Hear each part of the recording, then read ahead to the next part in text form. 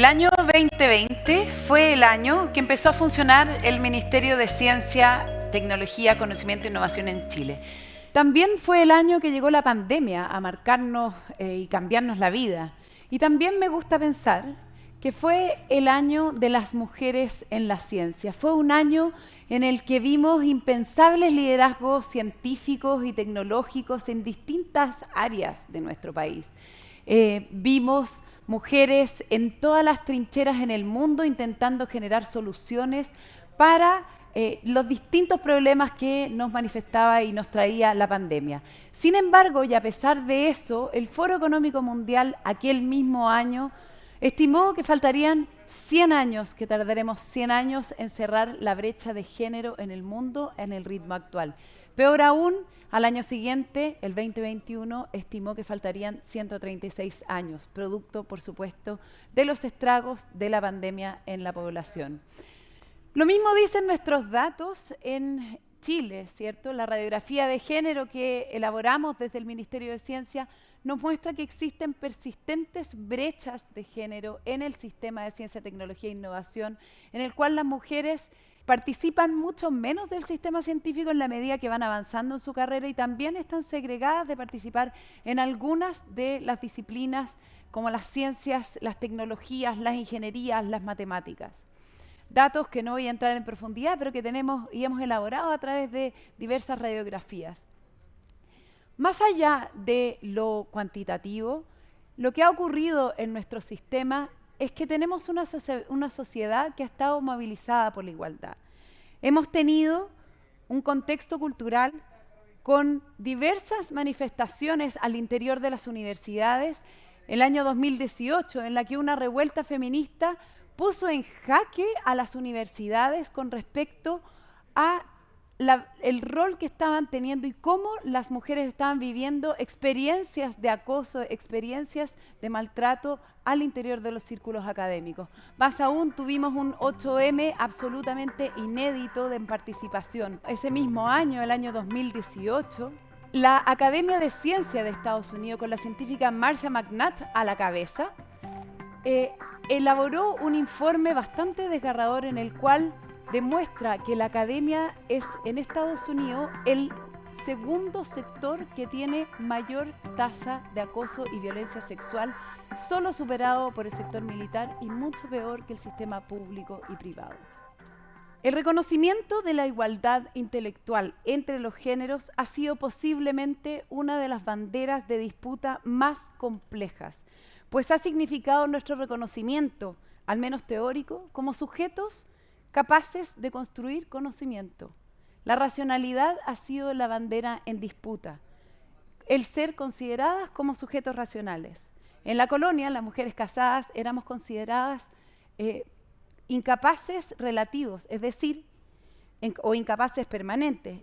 Miserables se les decían en la colonia, que eran considerados igual que, como le decían ellos, los indios o los niños. Y si bien esto nos parece muy lejano, es bueno recordar que hasta hace solo 30 años, en Chile la ley establecía que la mujer casada le debía obediencia al marido. Me parece fundamental comprender que en la base de estos movimientos explosivos, estos movimientos a veces que nos sorprenden, performáticos, que hemos visto durante los últimos años, está esta disputa intelectual, el ser considerados sujetos racionales. Es nuestra responsabilidad tomar acciones para que esto cambie, más aún para quienes lideramos instituciones. Y es por eso que desde el Ministerio de Ciencia hemos entablado la misión de construir una hoja de ruta para la igualdad de género en ciencia, tecnología, conocimiento e innovación. Es así como a 24 días de nacido el Ministerio de Ciencia, el 24 de enero del 2020, lanzamos una hoja de ruta para la igualdad de género en ciencia, tecnología, conocimiento e innovación. Un ambicioso desafío, el cual sabíamos que teníamos que abordar con la comunidad completa, ¿cierto? Y también sabíamos que existía una tremenda oportunidad de instalación debido a que la igualdad de género no sería solamente un cuadradito en un organigrama, sino que queríamos que estuviese instalado en los engranajes del ministerio, en el mismo funcionamiento, en los huesos de la nueva institucionalidad que estaban haciendo. Teníamos solo 2 años, eso lo sabíamos, y un proceso complejo que debíamos liberar. Además, la pandemia entró tempranamente, por lo tanto, decidimos organizar la participación orientándola en 4 objetivos específicos: una amplia apropiación del resultado y del proceso, una gobernanza e institucionalidad, un diagnóstico, poder levantar un buen diagnóstico colectivo y buenas prácticas y propuestas de política pública. Y es así como la participación orientada a través de muchas acciones distintas también buscaba tener 4 objetivos: el lanzamiento de esta hoja de ruta que fuese colectivo, amplio y participativo, también la generación de un consejo de igualdad de género que se establece para darle gobernanza, el establecimiento de distintas instancias de participación que luego se materializa finalmente también con una gran consulta pública de carácter nacional y finalmente con todos estos insumos el lanzamiento de una nueva política y una política nacional de igualdad de género en ciencia, tecnología e innovación, más un plan de acción con distintos programas que ayudan con el norte de poder cerrar toda brecha de género en esta materia. Así fue como lanzamos una consulta pública, participaron más de 1.550 personas a lo largo de todo el país, recabamos más de 6.000 propuestas, una consulta pública abierta, participativa y transparente que contó con el apoyo de las universidades y tuvo una excelente participación regional, etaria y disciplinar. También sostuvimos diversos diálogos con investigadoras. Además, tuvimos instancias de participación presencial antes de la pandemia, virtual, con académicas, con organizaciones sociales, con especialistas. Levantamos la experiencia de más de 29 países, nos reunimos con diversas embajadas. Y con todo ello logramos nutrirnos también de la complejidad de este gran proyecto, ¿cierto? De cómo se aterriza las dificultades de la igualdad de género en específicamente el mundo de la investigación y desarrollo. Y a raíz de todo este recorrido fue que finalmente, bueno, de luego nos pasamos al virtual, finalmente lanzamos nuestra política nacional de igualdad de género en ciencia, tecnología, conocimiento e innovación. Esta política tiene 4 ejes. En el primero lo que buscamos es que las niñas y niños de nuestro país logren tener una aproximación a la exploración sin sesgos de género, que no le digamos desde pequeños que la exploración, el riesgo y la aventura son para niños, que las niñas participen de igual manera. En el segundo pilar tenemos todo un área dedicado a fomentar sistemas de ciencia, tecnología e innovación inclusivos, transformadores, responsables, en que los ambientes de investigación estén libres de violencia y de sesgo, en el que todos sean y todas sean bienvenidos a participar. En el tercer eje tenemos un Estado comprometido con los datos, con los instrumentos, con las políticas para la igualdad de género en ciencia, tecnología e innovación. Y finalmente queremos construir una ciencia y tecnología e innovación feminista que esté al servicio de las brechas de género que más impactan a las mujeres en nuestra sociedad. Es así como en estos diversos ejes, voy a pasar muy rápido, tenemos más de 30 acciones que están conducidas por 4 ministerios. Esto se ha transformado también en una política que se transformó en un compromiso internacional de Chile frente a ONU Mujeres. Voy a pasar muy rápido, tenemos un programa de investigación en primeras edades, PIPE, mentorías, tenemos un proyecto de ley que está en curso para prevenir y castigar el ciberacoso, tenemos proyectos que lidera el Ministerio de Educación para aumentar la conectividad en la educación al 2030. En nuestro segundo eje, creamos un fondo de 10.500 millones para que las universidades implementen planes institucionales para cerrar sus brechas de género. Tenemos un programa que es un manual para reportar la brecha de género en la investigación y desarrollo.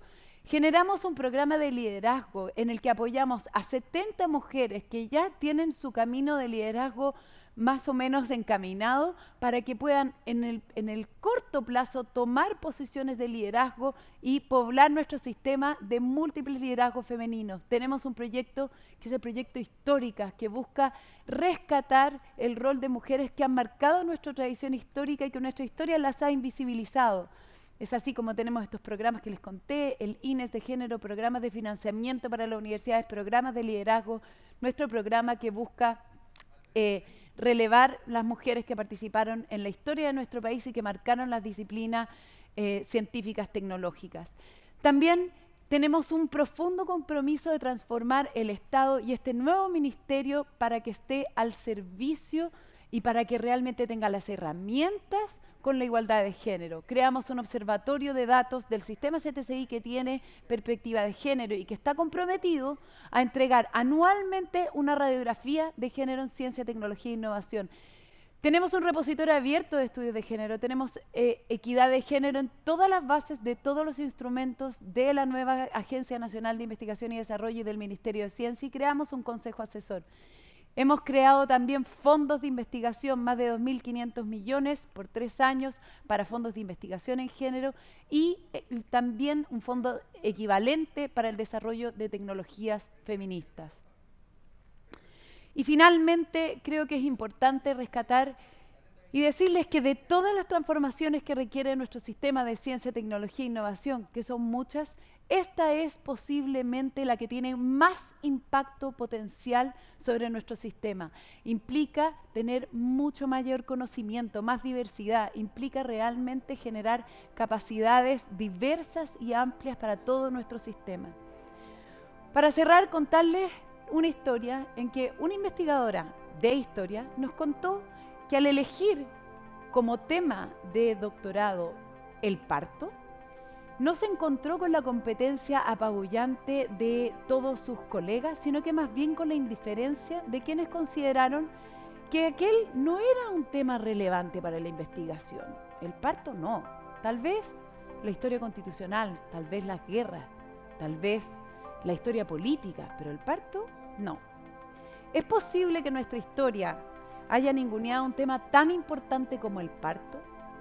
¿Es posible que nuestra historia también haya omitido otros temas como la historia íntima, como ideas levantadas por mujeres? Esa misma historia es a la que le echamos mano para poder interpretar lo que nos acontece en los tiempos actuales. El problema y el gran problema de los estereotipos no es que sean falsos, sino que son incompletos, y si los trasladamos al mundo de la investigación y desarrollo, entonces estamos teniendo información incompleta para poder analizar y comprender aquel mundo que necesitamos entender. La producción del conocimiento ha tenido, como diría la escritora nigeriana Chimamanda Ngozi Adichie, ha tenido una historia única. Hay ciertos temas que son importantes, hay ciertos modos de analizarlos, hay ciertas metodologías y posibles respuestas correctas. Esto es lo que hoy día nos lleva a pensar cuánto más tenemos por diversificar nuestro conocimiento, cuántas preguntas quedan por hacernos, cuánto más tenemos de capital para poder nutrir nuestro sistema de conocimiento a mayor diversidad, más voces, más mujeres, más conocimiento, para poder entregar a nuestra sociedad, para poder abordar los desafíos que necesitamos en el futuro. ¿Qué es lo que viene hoy día en adelante? Bueno, creo que es fundamental que estos tiempos, estos años complejos en el que han sido también terreno fértil para que la igualdad de género se haya instalado definitivamente en nuestra sociedad, este tiempo debe ser un punto de inflexión. Tenemos que transformar esto en un punto de inflexión, en un tema que existe habitualmente mucha retórica y tal vez menos acción. Y yo creo que debería ser también nuestro sistema científico-tecnológico punta de lanza en este ejercicio, en ser los primeros de nuestra sociedad en erradicar toda brecha de género. El sistema científico-tecnológico es un sistema progresista, es un sistema que está en las ideas internacionales, que tiene alta instrucción. Este sistema debería ser pionero en nuestra sociedad en eliminar toda brecha de género.